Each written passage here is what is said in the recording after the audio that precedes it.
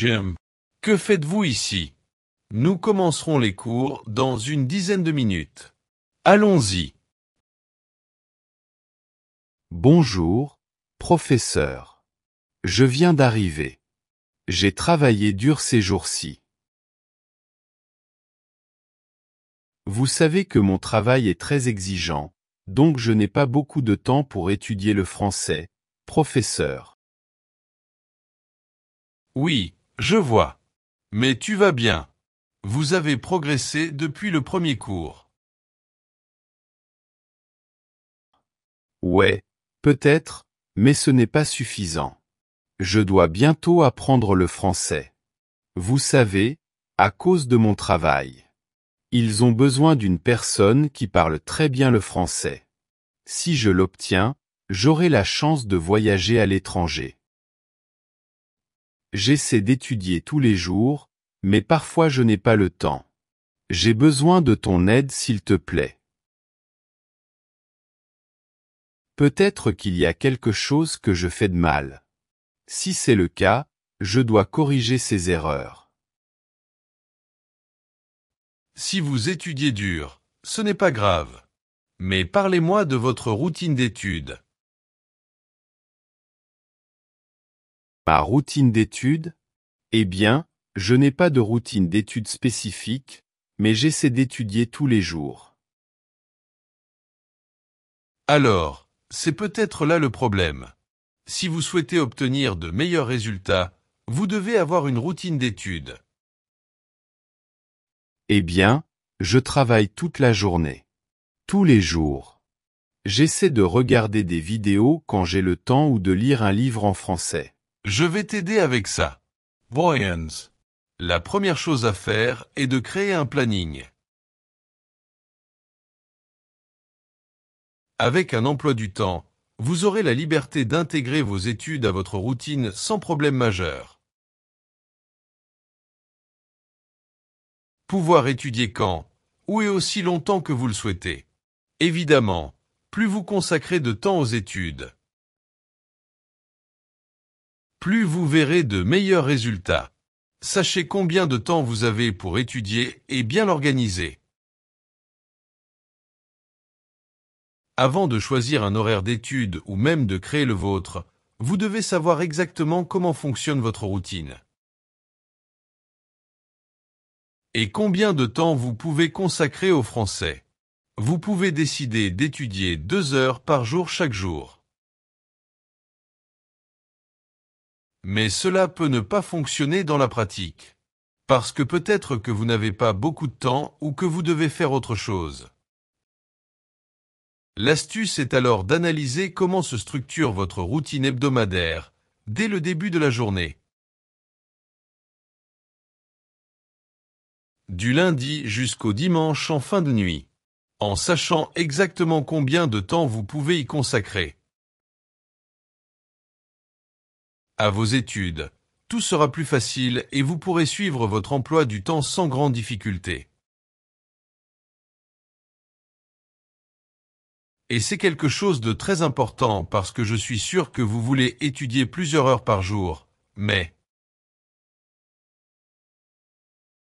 ce n'est pas toujours possible. Parfois, nous devons être très réalistes, Jim. C'est l'une des raisons pour lesquelles les gens abandonnent si vite. Parce qu'ils n'atteignent pas leurs objectifs. Ils ont le sentiment d'échouer eux-mêmes. Alors réfléchissez Y. C'est très important. Ensuite, vous devez également avoir un objectif clair. Tout ce qui prend beaucoup de temps dans nos vies. Beaucoup de dévouement et de résilience pour répondre aux besoins doivent avoir un but. Sans objectif précis et clair sur notre parcours, on finit par perdre notre motivation en cours de route. Et, par conséquent, ne pas réaliser ce dont nous rêvions. Sérieusement. En plus de perdre du dévouement, nous progresserons sans progresser, car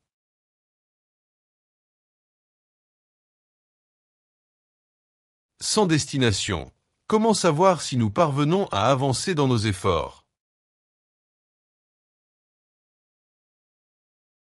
Eh bien, dans mon cas, je suppose que c'est très clair. J'ai besoin d'apprendre le français pour avoir de meilleures opportunités d'emploi. Exactement. C'est ce dont je parle. Alors vous l'avez clair et c'est super.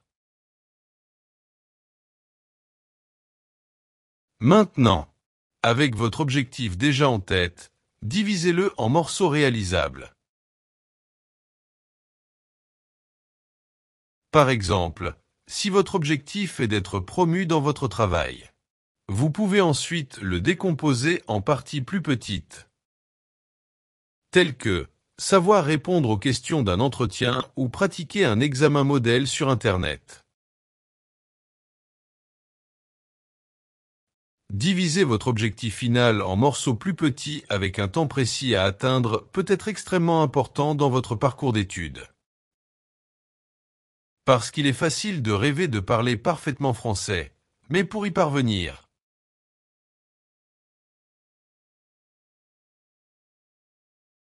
nous devons faire beaucoup de choses et c'est la clé.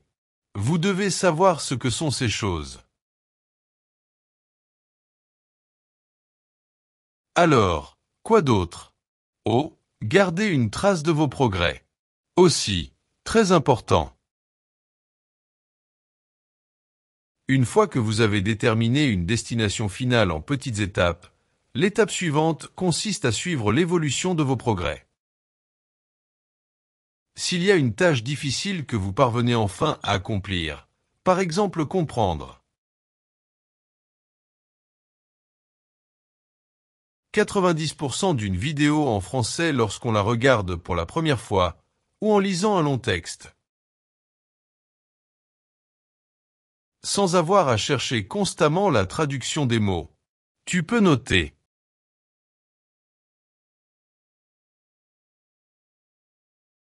ce que vous avez appris à retenir et à maintenir votre dévouement.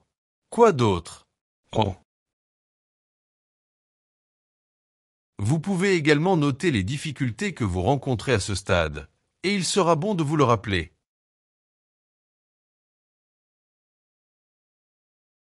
Quand vous parviendrez à surmonter cet obstacle à l'avenir, il fonctionne très bien. Passons maintenant à un exemple de routine d'études, pour une personne comme vous qui travaille tous les jours. Par exemple, le lundi, vous pouvez pratiquer l'écoute, ce qui est très important. Vous pouvez regarder des vidéos sur YouTube, par exemple. Regardez autant de vidéos que possible. Ou dans ce cas, écoutez-les. Ce premier jour, il n'est pas nécessaire d'écrire ou de lire les dialogues. Écoutez et pratiquez. Le mardi, vous pourrez pratiquer la lecture. Non seulement écoutez les dialogues, mais lisez-les. Cette fois, vous écouterez et lirez le texte. Vérifiez comment les phrases sont écrites et lues à haute voix. Vous pouvez également mettre la vidéo en pause et commencer à lire. Répétez encore et encore. Autant de fois que vous le souhaitez. Mercredi. C'est l'heure de la grammaire. Nous avons beaucoup de vidéos sur la grammaire sur cette chaîne. Un bon conseil est de toujours rechercher les sujets les plus courants et de les étudier. Essai. Jeudi. Vous pouvez pratiquer l'écriture. Et peut-être que maintenant vous vous demandez, comment puis-je m'entraîner à écrire? Par exemple, avec cette vidéo, essayez de comprendre ce qui se dit, sans l'aide des sous-titres. Et réécrivez-les sur papier. Facile. Après cela, vérifiez si ce que vous avez écrit est correct. Vendredi. Vous pouvez répéter n'importe laquelle de ces activités. Celui avec lequel vous avez plus de difficultés. Enfin, le samedi et le dimanche, vous pourrez apprendre en vous amusant. Comment est-ce possible? Les week-ends sont l'occasion de se reposer d'une longue semaine que vous avez vécue. Mais pourquoi ne pas la mélanger avec des activités amusantes? Allongez-vous sur le canapé et regardez le nouveau film ou la nouvelle série Netflix que vous souhaitez regarder. Ou vous pouvez lire un livre. N'importe quel livre que vous aimez. Ou regarder simplement des vidéos sur YouTube sur n'importe quel sujet que vous aimez. Cette fois, il n'est pas nécessaire de faire quelque chose de plus. Regardez, écoutez et détendez-vous. Et professeur, combien d'heures dois-je étudier ou combien de mots dois-je connaître? C'est un sujet intéressant pour une prochaine vidéo. Voulez-vous aussi le savoir? Je vous ai lu dans les commentaires.